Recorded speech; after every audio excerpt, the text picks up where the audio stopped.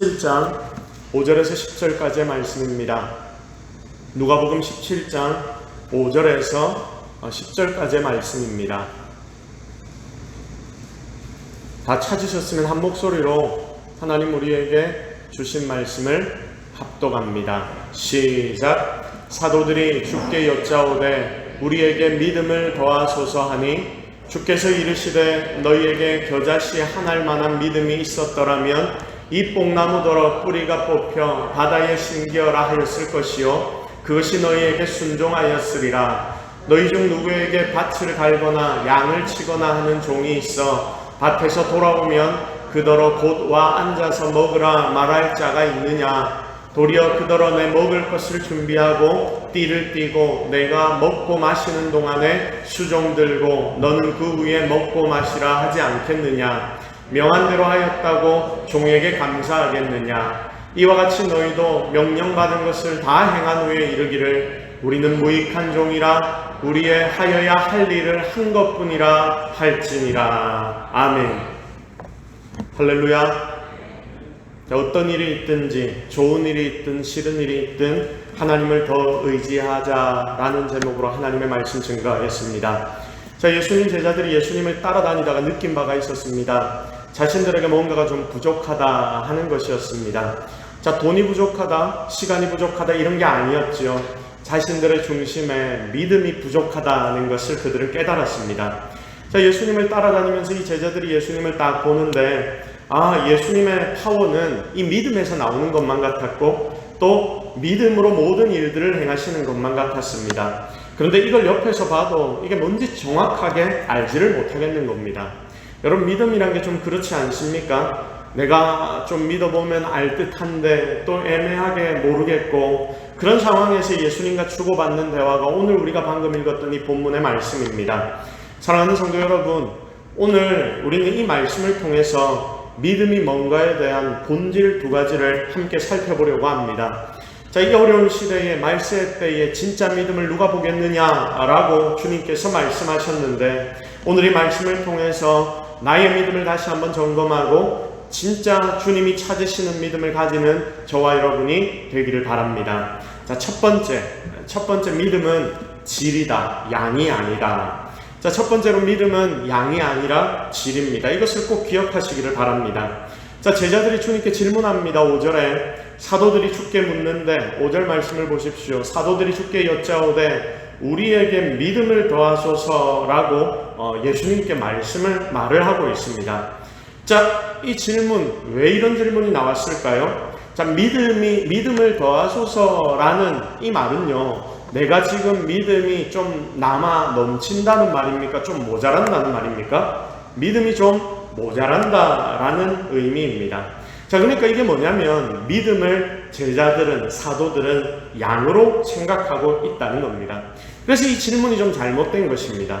지금 내한테 믿음이 조금 있는데 주님, 내가 예수님 따라다니다 보니까 내 속에 믿음이 조금 생기긴 한 것 같은데 그 믿음이 지금 한 3이나 4 정도밖에 안 되는 것 같습니다. 주님, 저에게 한 6이나 7 정도의 그 믿음을 더해 주신다면 그래도 좀 내가 더 잘 믿고 주님의 행한 능력도 따라 살고 그렇게 살 수 있을 것 같습니다. 그래서 주님, 나에게 믿음을 좀 더해 주십시오 라고 고백하고 있는 것입니다. 이 믿음을 양으로 생각하고 있는 거죠.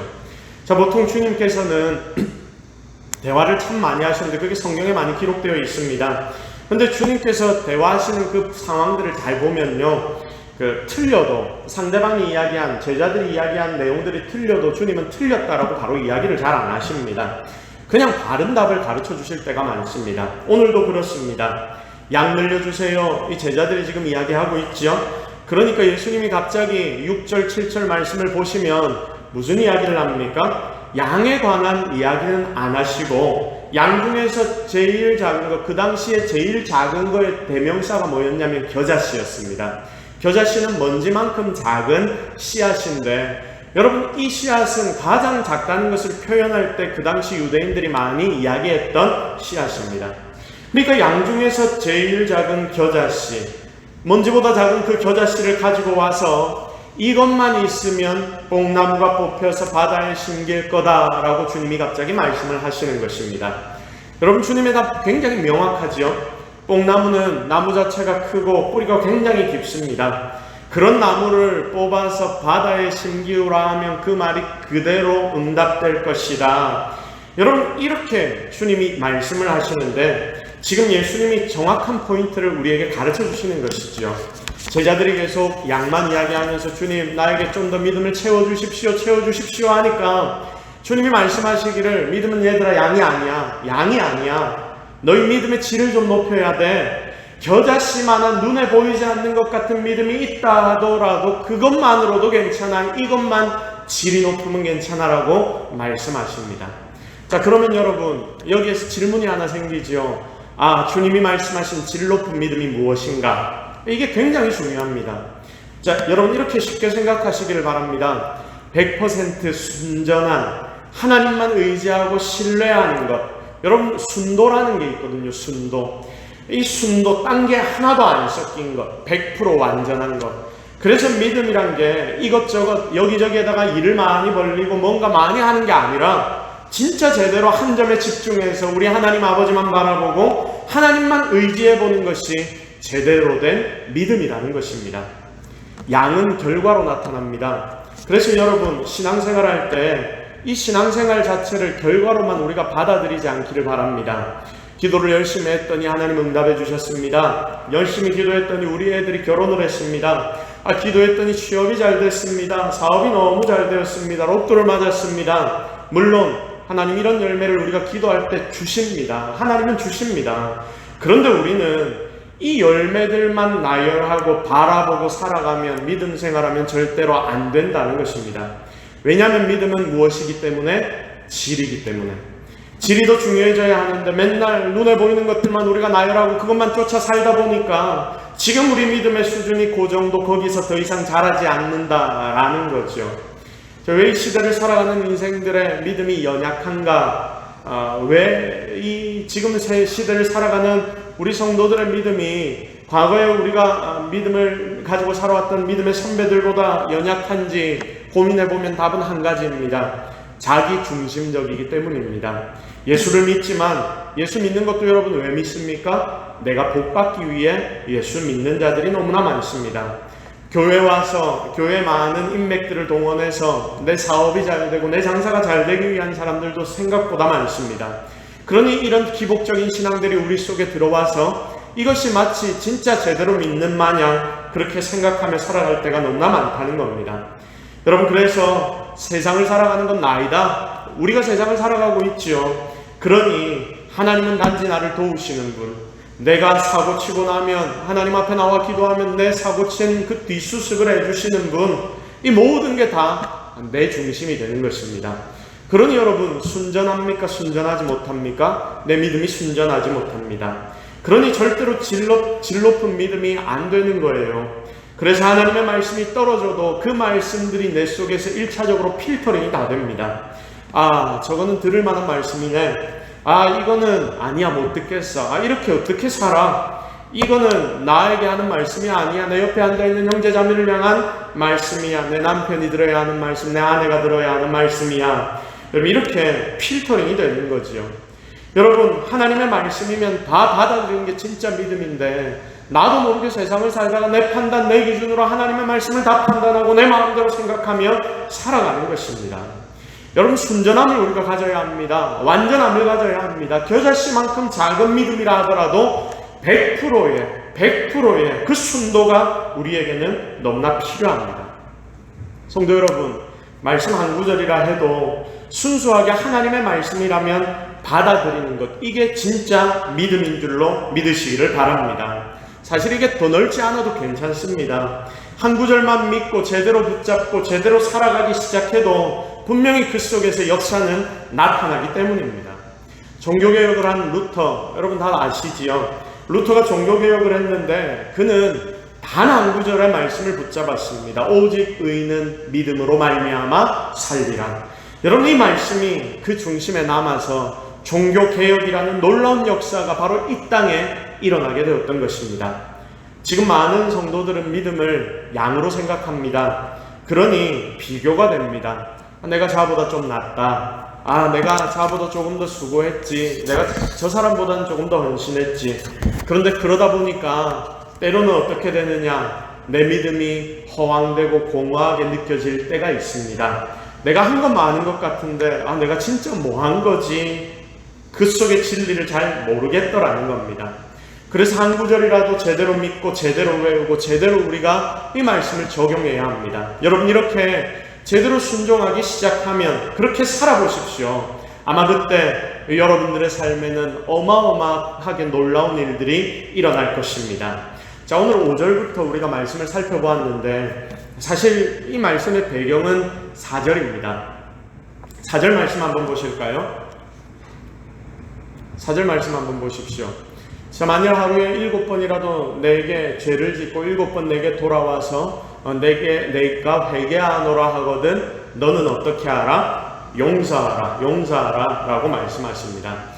자, 같은 일을 가지고 7번이라도 내게 죄 짓고 회개하면 또 용서해줘라. 어떻게 같은 일을 여러분 7번이나 용서를 해줍니까? 내 자녀라도 1번, 2번, 3번, 4번 하다 보면 그때로부터 분노가 확 올라오는 게 인생인데, 여러분 7번이라도 네게 찾아와서 미안하다 이야기하면 용서해주라고 주님이 제자들에게 말합니다. 제자들이 이 말씀을 들으니까 못할 것 같은 거예요. 나는 그 정도 용서할 깜냥이 안 됩니다. 그러니 주님, 이제 5절로 들어가면서 주님 나에게 더 믿음을 주십시오. 나에게 믿음을 더해 주십시오. 믿음 더해 주시면 내가 그 정도 할 수 있지 않겠습니까? 그래서 주님께 다가와 믿음을 양적으로 생각하고 주님께 요구하는 것입니다. 자, 그런데 실제로 7번 용서할 수 있는 믿음은 여러분 양이 아니라 질입니다. 말씀이 용서하라고 하니까 그냥 이 말씀 붙잡는 거죠. 순전하게, 그거 순수하게 붙잡고 딴 생각 안 하고 그냥 용서하는 겁니다. 하나님께서 말씀하셨기에 나는 행하는 것이다. 이게 바로 질입니다. 오병이어 사건을 한번 기억해 보십시오. 예수님이 이 많은 사람들을 다 먹여주겠다고 제자들에게 말하니까 제자들 옆에 있던 빌립은 계산을 시작합니다. 자, 남자 장정만 그 당시 몇 명입니까? 5,000명. 자, 이거 남자 장정만 5,000명이니까 여자, 아이들, 노인들 다 생각하면 굉장히 많아집니다. 이걸 다 어디서 가져와서 음식을 준비해서 이들에게 먹일 수 있지? 이걸 사와도 머릿속으로 계산이 빠르니까 계산을 딱 하는데 200데나리온이 넘게 든답니다. 여러분, 200데나리온이 얼마냐면요, 2천만 원입니다. 자, 2천만 원이 어디 있습니까? 주님, 안 됩니다. 어떻게 이들을 먹입니까? 그런데 옆에 있는 안드레는요, 별 생각이 없습니다. 어찌 보면 별 생각 없는 게 믿음에는 강점이다 라고 생각이 됩니다. 예수님이 말씀하시는 뜻이 있겠지 하면서 자기 딴에 그냥 최선을 다하는 거예요. 어떤 애가 도시락을 먹으려고 도시락을 딱 뜯고 막 가져와서 그걸 가지고 먹으려고 하는데, 여러분, 안드레 그거 내놔 해가지고 받아오는 겁니다. 분명히 이게 모자라지만 여러분, 이 도시락 하나로 어떻게 이 많은 사람들을 먹입니까? 말도 안 되는 일이지만, 사실 논리적으로 따지면 생각조차 할 수 없는 일이지만, 우스운 일이지만 이걸 쫄래쫄래 주님 앞으로 가져오고 있는 것이죠. 너무 이상하지 않습니까? 보통 사람 같으면 이거 도시락 하나 왜 가져왔어? 이거 가지고 어떻게 할래? 도대체 이걸 왜 가져오는 거야? 라고 이야기하겠지만 주님은 그를 사용하셨습니다. 뭘 안 따지고 아주 작아도 순전한 마음 가지고 주 앞으로 가지고 온 바로 그것을 주님은 사용하셨습니다. 여러분, 이게 바로 질 높은 믿음이라는 거죠. 그래서 여러분, 질이 좋으려면 말 많이 하지 않고 순종하면 되는 것입니다. 순종하는 행동이 질 높은 믿음의 제일 중요한 부분입니다. 자, 성경을 보면요, 믿음 있는 사람과 믿음 없는 사람을 악인과 의인으로 계속해서 나눕니다. 자, 히브리 사람들의 개념이 우리의 생각과 조금 다른 부분들이 참 많이 있습니다. 자, 보통 우리는 의인, 악인을 어떻게 생각하느냐? 여러분, 의인이 어떤 사람입니까? 착한 사람이죠. 우리가 생각하기에는. 악인은 어떤 사람입니까? 악한 사람, 악을 행하는 사람, 나쁜 사람입니다. 그러니까 우리나라 사람들이 의인, 악인 이야기하면 모두가 다 머릿속으로 착한 사람, 나쁜 사람, 나쁜 짓을 하는 사람, 착한 일, 남을 도와주는 사람, 그런 사람은 의인이야. 그럼 이렇게 머릿속에 생각이 떠오릅니다. 자, 그런데 그 당시에 히브리, 지금도 그 동네 사람들은 생각이 좀 다른 거예요. 자, 악인과 의인을 어떻게 구분하느냐? 안정적인가, 그렇지 않은가, 이걸로 나누는 겁니다. 자, 의인은 안정적이다, 악인은 어떻다? 불안정하다. 이게 원래 히브리어의 의인과 악인의 단어의 뜻입니다. 자, 그래서 유대인들에게 제일 중요한 게 뭐냐면요, 의인돼야 하니까 안전한가 아닌가 이걸 항상 따집니다. 전 세계에서 여러분 투자하고 막 이런 거 보면 안전자산이라는 이야기 들어보신 적 있으시죠? 안전자산이라는 말을 제일 먼저 사용한 사람이 누구냐면 유태인들입니다. 그들의 머릿속에는 항상 이게 안전한가 안전하지 않은가 이 질문이 있다는 것입니다.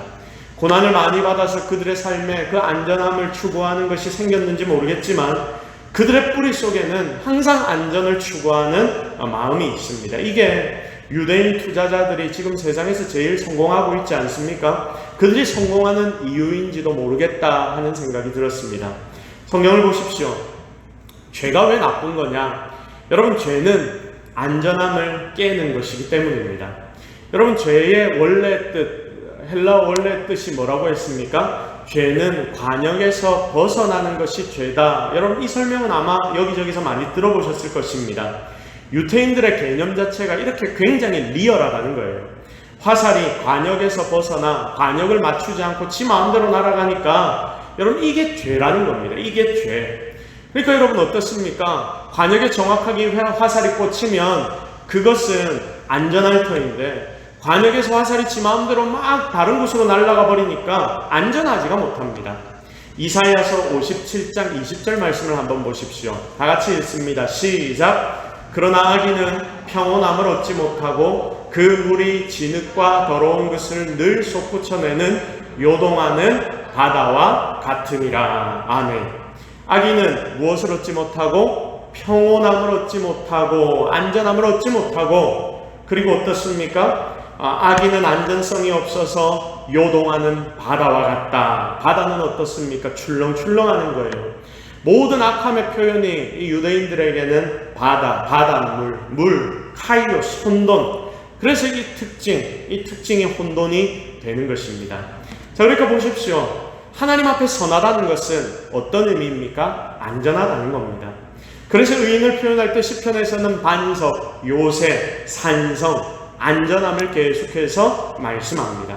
최고로 안전한 것이 그럼 뭐가 되겠습니까? 방금 전까지 이렇게 대화를 훑어왔는데 가장 안전한 것은 바로 믿음이 될 수밖에 없는 것입니다. 왜냐하면 믿음이 바로 이런 안전성을 우리에게 주기 때문에, 우리를 의인으로 만들어주기 때문에 바로 믿음이 우리에게 가장 안전성을 주는 것입니다. 사랑하는 성도 여러분, 지금 이래저래 우리가 삶을 사는 것 자체가 참 두려울 수가 있습니다. 육체적으로도 어디서 바이러스가 내게 침투할지 눈에 안 보이니까 이게 잘 모르겠고요. 또한 육체적으로, 그리고 정신적으로, 또 경제적으로, 또 이 영적으로도 정부고 사회고 주변의 사람들이고 다들 교회와 성도를 손가락질하는 것 같다고 느껴지니까 한편으로는 열받기도 하고 한편으로는 조금 우습기도 하지만 이것조차도 우리에게 안정감을 빼앗아가는 것만 같습니다. 이 걱정이 되는 거예요. 그래서 많은 성도들이 안전해지기 위해서 어떻게 하느냐? 웅크러들고 움츠려들고 그렇게 자기만의 세상으로 숨어 들어가는 것입니다. 여러분, 그런데 우리에게 하나님 뭐라고 오늘 말씀하십니까? 가장 중요한 안정성은 어디에 있다? 너희들이 나를 믿는 그 순전한 믿음 안에 있다. 오늘 이 자리에 있는 저와 여러분, 그리고 가정에서 예배드리는 모든 성도들 가운데 믿음을 통한 이런 안정성을 누리는 저와 여러분이 되기를 예수 그리스도의 이름으로 축복합니다. 제대로 된 믿음을 우리가 붙잡아야 하는 것입니다.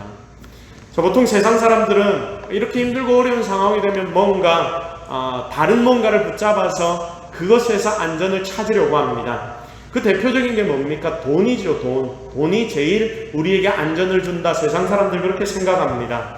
그런데 성경을 보면 절대 그렇게 이야기하지 않습니다. 돈은 있다가도 없는 것이다. 하나님 한 번 불면 다 날아가 버리는 것이 돈이다 라고 말씀하십니다. 생각해 보십시오. 돈, 자산 이런 것은 맨날 요동칩니다.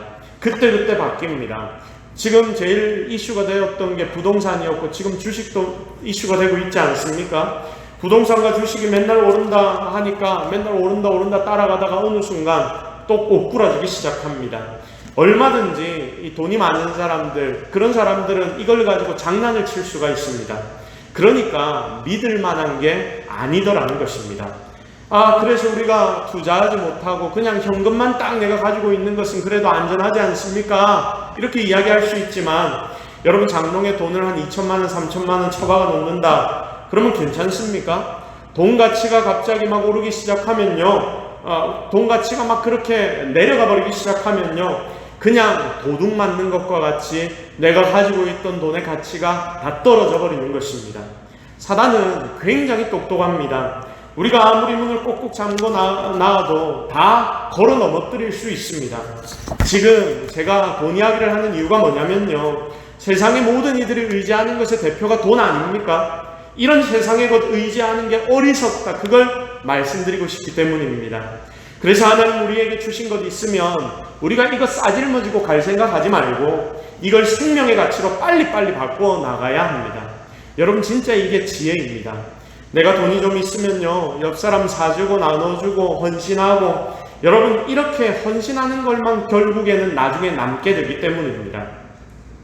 간혹 잘 살다가 사업이 만원하고 또 어려워져서 그런 분들 신방을 제가 해보면요, 옛날 이야기들을 이런 분들이 참 많이 하십니다. 그러면서 꼭 붙이는 말이 뭐냐면, 내가 돈 있을 때 더 많이 헌금할 걸, 내가 돈 있을 때 좀 더 많이 어려운 이웃들을 위하여 사용할 걸, 나눠줄 걸, 껄껄껄 막 이럽니다.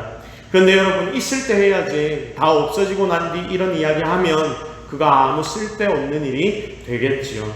사랑하는 성도 여러분, 진짜 우리를 안전하게 해주는 것은 그러므로 믿음입니다. 제일 든든한 가정은 믿음을 가진 가정입니다. 하나님을 향한 믿음을 가지고, 그리고 자기 가족 구성원들을 향한 믿음을 가진 가정, 서로를 신뢰하는 가정, 어디 있든지 서로를 믿을 수 있고, 또 힘들면 가정에 와서 그 가정에서 내 힘든 걸 이야기하고 위로받을 수 있는 그런 곳. 여러분, 그런데 이 시대에 생각보다 이런 가정이 많이 없습니다. 교회도 마찬가지입니다. 교회가 뭡니까? 교회는 성도들의 모임입니다. 성도들의 모임 자체가 교회입니다. 그러니까 하나님 믿는 믿음으로 우리가 다 같이 그 믿음 하나 가지고 모이고, 성도와 성도 사이에 신뢰가 있고, 여러분 이것만 제대로 되면 그 교회는 들판에서 모이고 산에서 모이더라도 이 교회는 되는 교회가 됩니다.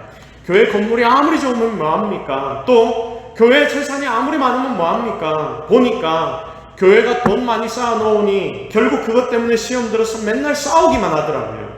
있으면 나누고 드리고, 이게 내게 주어진 재정을 생명으로 바꾸는 작업입니다. 바로 그때 성도는, 그리고 교회는 더 건강해지는 것입니다.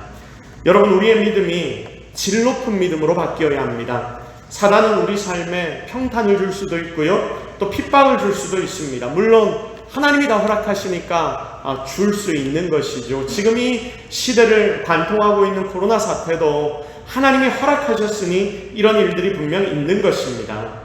그런데 질 높은 믿음, 양적 믿음이 아닌 질이 높은 믿음이 뭐냐? 내 삶에 찾아오는 모든 일들, 모든 자극을 하나님을 의지하는 믿음으로 가지는데 활용하는 삶이 진짜 질 높은 삶입니다. 그럼 다 같이 앞에 기록된 글을 같이 한번 읽어보겠습니다. 시작. 내 모든 상황으로 믿음을 더하도록 만들라. 여러분, 오늘 제가 여러분들에게 드리고 싶은 말씀 바로 이것입니다. 내 모든 상황으로 믿음을 더하도록 만들라. 이게 질 높은 믿음의 모습입니다. 자, 한 번씩 누가 나를 굉장히 화나게 하고 열받게 할 때 있습니다. 여러분, 나는 세상에 태어나서 아직 한 번도 화를 내본 적이 없다. 그런 분 있습니까? 아무도 없지요. 이럴 때 있습니다. 굉장히 나를 화나고 열받게 만들 때. 여러분, 그러면 보통 우리 어떻게 하느냐? 열받아서 내 믿음이 떨어진다. 여러분, 우리의 삶에 시험이 닥쳐오면 어떻게 합니까? 아이고, 목사님 시험 받았어요. 이러고 제 전화를 받지 않습니다. 아이고, 제가 시험에 빠졌습니다. 이러면서 교회를 안 나와요. 이게 굉장히 큰 문제입니다. 여러분, 절대 그러면 안 됩니다. 열받게 만드니까 어떻게 해야 합니까? 그 열받게 만든 것 가지고 주님 앞에 나가 엎드려야 하는 것입니다. 그러면 이 시험을 준 여러분 사단은 기가 막히겠지요. 와, 뭐 저런 놈이 다 있어? 시험만 주면 주님 앞에 나가 엎드리니까 이게 사단의 입장에서 이해가 안 되는 것입니다. 세상이 감당할 수 없는 사람이 어떤 사람이냐? 바로 이런 사람입니다. 한나를 보십시오. 한나가 아이를 못 낳았습니다. 분인나가 애 못 낳는다고 옆에서 격동을 하면 격동을 할수록 우리 같으면 어떻게 하겠습니까? 네 이리 나와봐. 어디서 내한테 이런 소리를 해? 막 이러면서 머리끄댕이를 한번 붙잡고 흔들지 않겠습니까? 그런데 하나님 앞에 한나는 나가 엎드립니다. 기도조차 안 나오니까 꺼이꺼이 울면서 술 취한 사람처럼 하나님 앞에 간구하고 있는 모습을 우리는 발견합니다. 그러다 보니까 한나가 어떻게 되느냐? 기도의 어머니가 되는 것입니다. 여러분, 내 마음속에 혹시 질투가 생깁니까? 그거 생기는 거 어떻게 합니까? 여러분, 우리가 본래 연약하니 이런 거 생길 수밖에 없습니다. 그런데 그걸 가지고 나는 왜 이럴까? 막 이러면 안 된다는 거예요. 보통 이러면 뒤에서 마음 맞는 사람 몇 명 불러가지고 막 질투가 나니까 그 사람을 뒤에서 막 까내립니다. 안 좋은 소리 뒷담화를 막 합니다. 근데 여러분, 그러면 안 됩니다. 그게 불쌍한 인생이 되는 것입니다. 자, 그런 마음 생기면 어떻게 합니까? 하나님 앞에 나가야죠. 우리 하나님 앞에 나가야죠. 거기에 쏟아야 합니다. 그게 성도입니다. 하나님 앞에 가지고 나가 내 이 모든 것들, 질투가 생기는 것들, 나를 화나게 하는 것들, 그리고 내 상황을 너무 어렵게 하는 모든 것들 다 하나님 앞에 가지고 나와 거기 쏟아내야 하는 것입니다. 그게 진짜 성도입니다. 하나님, 시기 질투 생기는데 내가 연약해서 열받아 미치겠습니다. 하나님 어쩝니까? 어젯밤에도 질투 때문에 잠을 못 잤습니다. 이걸 내려놓고 하나님 앞에 울부짖어야 하는 겁니다. 이런 모든 행동들이 여러분 다 나에게 다시금 믿음으로 돌아오는 것입니다. 얼마나 신기합니까? 놀랍습니까? 시기심이 믿음이 되고요, 분노가 믿음이 되고요, 내 옆에 어려운 환경과 상황이 오히려 나에게 믿음이 되어 돌아옵니다. 이게 질 높은 믿음, 세상이 감당할 수 없는 믿음의 특징이라는 것입니다. 다윗을 보십시오. 다윗이 착한 사람이었습니까? 다윗은요, 착한 사람처럼 보이지만 생각보다 착한 사람이 아니었던 것 같습니다. 시편을 보십시오. 다윗의 저주가 수두룩합니다. 내용을 한번 보셨습니까? 이런 내용입니다.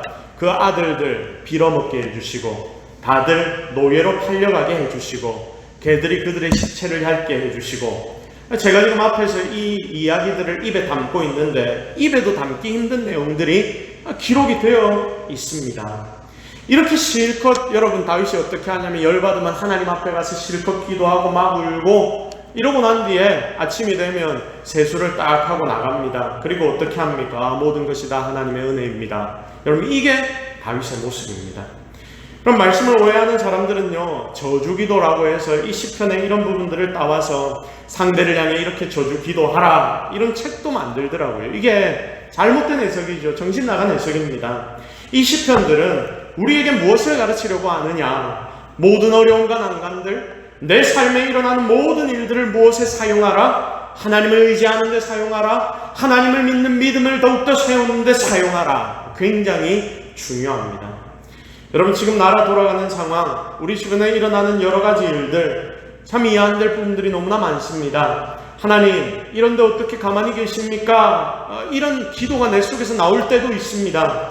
그러나 사랑하는 성도 여러분, 이 모든 것을 가지고 열내고 승질을 내는 데만 여러분 투자하지 마시기를 바랍니다. 아니, 결국 소리를 말해야 할 때는 해야 하지만 그 전에 이걸 가지고 내가 먼저 무엇을 해야 하느냐? 하나님 앞에 가지고 나가서 하나님 앞에 먼저 막 소리 질러야 한다는 것을 꼭 기억하시기 바랍니다. SNS, 페이스북 이런데 여러분 눈물을 흘리는 사진 하나 딱 올리고 오늘도 누군가는 내 마음에 상처를 주었다. 여러분, 이런 글 쓰면 안 됩니다. 그러니까 우리 인생에 찾아오는 모든 자극들 가지고 하나님 의지하는 데 사용해야 한다. 이게 진짜 성도의 특징이라는 것입니다. 여러분, 좋은 일도 마찬가지입니다. 내 일이 잘 되고 사업이 잘 되고 참 다들 어려운데 그래도 나는 좀 먹고 살만하다. 그러면 여러분, 이 축복 때문에 두렵습니다. 이것 때문에 내가 교만해질까 두렵습니다. 그렇게 하나님 앞에 더 엎드려야 하는 것입니다. 잘 된다고 하나님 찾지도 않으면요, 그러다가 결국 어떻게 되느냐? 하나님 싹 다 거두어 가십니다. 성도 여러분, 이게 진짜 믿음, 질 높은 믿음을 가진 성도의 삶입니다. 이 자리에 있는 사랑하는 여러분들은 바로 이런 믿음을 가지십시오. 순수하게 주님만 의지할 줄 아는 믿음, 주님만 보는 믿음, 그래서 분명한 승리를 경험하는 저와 여러분이 되기를 예수 그리스도의 이름으로 축복합니다. 자, 두 번째 믿음은 우선순위이다. 다 같이 따라합시다. 믿음은 우선순위이다. 시작. 자, 우리가 보통 우선순위다라는 말을 참 많이 사용합니다. 자, 그런데 진짜 제대로 우선순위를 우리가 붙잡아야 합니다. 자, 마태복음 6장 33절 말씀을 보십시오. 함께 읽습니다. 시작. 너희는 먼저 그의 나라와 그의 의를 구하라. 그리하면 이 모든 것을 너희에게 더하시리라. 아멘. 자, 보십시오.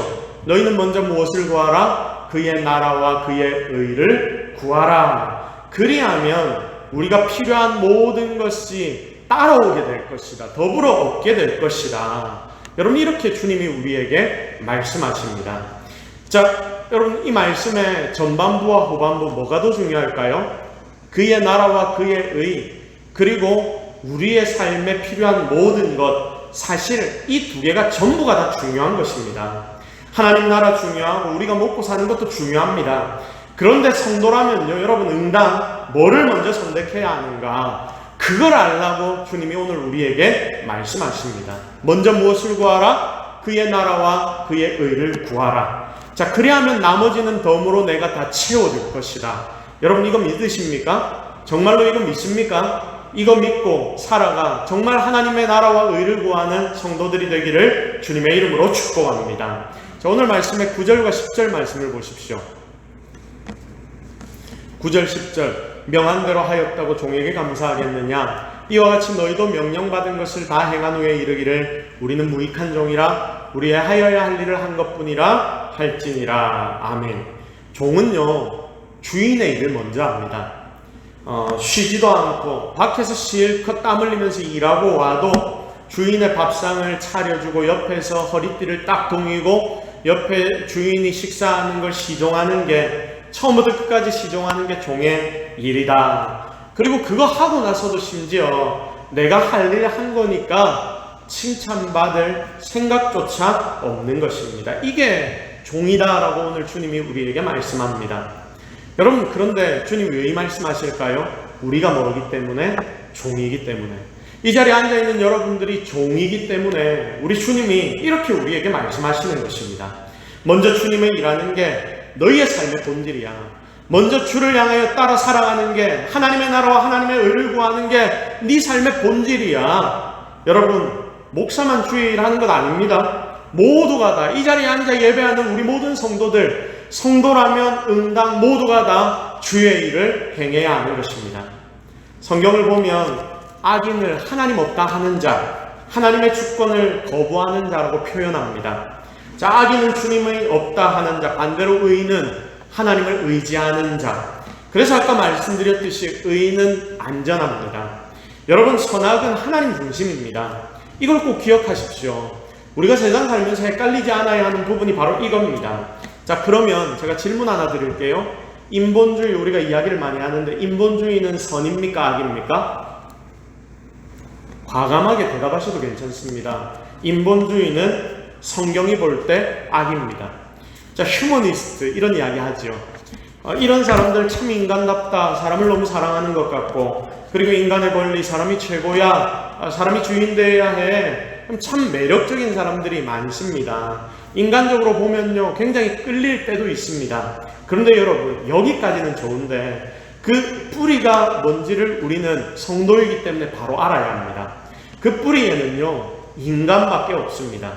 하나님을 무시하는 거죠. 내 인생의 주인은 나다. 여러분, 여기에서부터 시작되는 것이 여러분 인본주의이고 휴머니스트가 되는 것입니다. 그러니 하나님을 무시하는 것이 되므로 성경에 따르면 그는 악인이 되는 것입니다. 여러분, 우리가 성도라면 성경이 말하는 의인과 악인을 잘 분별할 줄 알아야 합니다. 성경이 말하는 의인, 그러므로 하나님 앞에 충성하고 난 뒤, 주의 몸된 교회를 위하여 수고하고 애쓰고 난 뒤 하나님이 부어주시는 것들로만 그 인생이 채워지는 삶. 내 욕심으로 내 것 먼저 채우지 않고 하나님 앞에 충성할 때에 하나님이 부수적인 것들을 다 채워주시는 인생, 결국 하나님을 기쁘시게 하는 자, 하나님을 기쁘시게 하는 인생, 이게 의인이고 진짜 믿음을 가진 자라는 것입니다. 중요한 건 여기에 내가 있다 없다? 내가 없다는 거죠. 근데 신기한 게 뭐냐면요, 내가 없을 때 훨씬 더 잘 됩니다. 여러분, 내가 생각나면 그때 생각보다 일이 잘 안 풀립니다.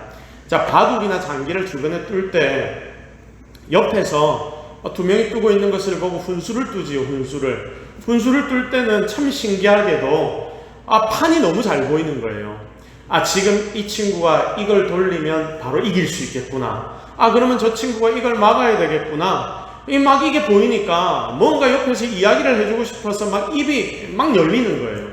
그런데 막상 내가 경기장에 딱 앉아서 이제 내가 장기를 두기를 시작하면, 바둑을 두기 시작하면 뭐가 잘 안 보이기 시작합니다. 너무 신기하지 않습니까? 왜냐? 생각해 보니까 훈수 때는 내가 없는 거예요. 내가 없습니다. 그냥 그 게임 자체에만 집중을 합니다. 그런데 자리에 정작 앉으면 내가 생기고 이기려는 욕심이 그때부터 들어오기 시작합니다. 그러니 좀 전까지는 너무나 잘 보이는 그 수조차도 보이지 않는다. 이게 우리네 인생이더라 하는 것입니다. 그래서 여러분, 하나님이 우리에게 원하시는 게 뭐냐면요, 하나님 우선으로 살라, 하나님을 중심에 집어넣고 살라, 이것입니다. 그게 니들한테도 좋다, 그게 니들에게 이득이야. 하나님 오늘 우리에게 그렇게 말씀하십니다. 이게 진짜 승리의 방법이다. 하나님 우리에게 가르쳐 주십니다. 그럼 수요일 삭개오에 대한 말씀을 묵상했습니다. 삭개오는 평생 자기 위해 살았습니다. 돈 많이 모으고 주변 사람들 다 등쳐먹고 사기치고 그게 자기 인생이었는데, 예수님 만나고 난 뒤 굉장히 강력하게 변한 게 한 가지 있습니다. 한 가지를 깨달았습니다. 예수님을 기쁘게 하고 가난한 사람을 위해서 내 재산의 반을 다 나눠주고 토색한 것을 4배로 갚겠습니다. 자기가 가진 것 다 나눠주겠다는 겁니다. 주님을 생각하고 주변 사람들을 생각하기 시작합니다. 그때 그는 자기 자신을 잊어버리는 거죠. 결국 그렇게 되니까 그는 굉장히 강력해지기 시작했습니다. 이제까지 묶여 살았던 그 모든 것들에게로부터 자유를 얻게 되었습니다.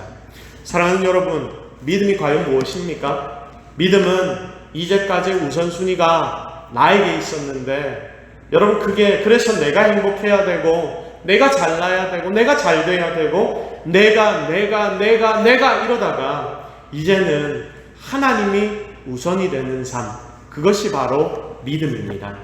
그리고 다른 이들이 나보다 우선이 되는 삶이 믿음의 확장입니다. 나를 믿습니다. 이렇게 나를 잊으니 그제서야 내 속에 용기가 나오고 인생에 상상도 못한 일들이 벌어지기 시작하는 것입니다. 이게 진짜 믿음을 가진 자의 삶이지요. 오늘 본문의 마지막을 보십시오. 종은 다 잊어버립니다.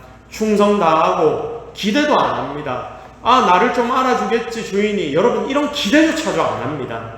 실컷 일해놓고 한다는 말이 나는 무익한 종입니다. 실컷 다 일해놓고 나는 무익하답니다. 이게 다 잊었다는 말입니다. 여러분, 이럴 수 있을까요? 우리 이럴 수 있을까요? 내가 뭐 좀 하면 그 뒤에 왜 나 칭찬 안 해주는 거지? 왜 나를 안 알아주는 거지? 그 생각이 나오기 시작하는데, 그러면 그때부터 어떤 일이 벌어지느냐? 섭섭증이 생기고요, 원불교, 원망불평, 교만이 내 속에서 막 나오기 시작합니다. 섭섭함, 억울함이 있다는 것은 여전히 내가 살아있다라는 증거입니다. 나를 잊고 하나님 나에게 맡겨주신 사역에 몰두하는 자는 이 모든 것들을 다 잊어버리게 됩니다. 이렇게 나를 잊는 자에게 하나님은 놀라운 축복, 내 잔을 넘치도록 채워주시는 하나님의 은혜를 더하여 주시는 것입니다. 그러니까 우선순위를 하나님께 두고 나 안 보고 하나님 위해 수고하고 애쓰는데, 내가 무익한 종이라고 내 생각 하나도 안 하는데, 그렇게 사는 자에게 놀라운 일들이, 기적들이, 능력들이 나타나기 시작하는 것입니다. 이게 복음입니다, 여러분. 사랑하는 성도 여러분, 우리가 성도라면, 저와 여러분이 성도라면 적어도 이 땅에서 이렇게 한 번은 살아봐야 안 되겠습니까? 제대로 예수 믿고 예수 믿는 것이 어떤 것인지 맛보고 그 능력들을 체험하며 우리가 살아가야지 진짜 제대로 예수 믿었다, 하나님 앞에 가서 우리가 이야기할 수 있지 않겠습니까? 정말 그렇게 나 자신을 내려놓고 주님만을 바라보고 주님만을 의지하며 살아가는 저와 여러분이 되기를 예수 그리스도의 이름으로 축복합니다. 자, 사랑하는 여러분, 오늘날 성도로 살아간다는 것이 참 힘들고 어렵습니다. 세상이 생각하는 것들과 우리 성도들이 생각하는 것이, 이 생각의 괴리가 너무나 큽니다. 그래서 코로나 사태에 지금 큰 이슈가 되고 있는 게 바로 예배, 모여드리는 예배, 비대면 예배, 온라인 예배 이런 거지요. 자, 그래서 코로나 사태에 우리가 예배의 소중함을 아무리 이야기를 한다 하더라도 이게 그들에게는 이해조차 안 되는 것입니다.